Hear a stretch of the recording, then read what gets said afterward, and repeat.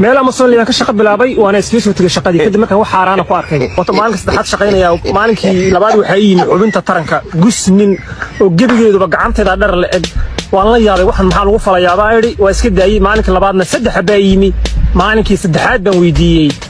nin meesha ka shaqaynaya Soomaaliya wuxuu ii sheegay waxaan inay dad isticmaalayaan gaala ah walaalow xubinteeda tarankaan eegin markaan qubaysanayo oo aan ka xishooda oo aan fiirinin saawa wax kale marka culimada waxaan weydiinayaa anigu waxaan u arkaa hilibka doofaarka oo kale inay xaaraan tahay shaqadina waa iskaga soo baxay istaaqada Ilaahay baa bixiya walaal culimada ay weydiiyay hadii waxaas wax sahanyiin oo laga shaqaysan karayo iyo hadii aan laga shaqaysan karayn inta waxa ay dheer xubin taran oo dumar baa timi oo aad moodid hilibka kala jeexay si u weyntaa maxaa lagu falayaa nin baa farafareynaya la yiri tan ragga maxaa lagu falayaa baan ku yiri xaligu yiri naaga aan Ilaahay ka baqayn baa ku cadeynaya waxa afkayga ma soo mari karaan ugu marka walaalayaal shaqadu haday xalaal tahay inay soo weydiiyo culimada haday xaaraan tahayna de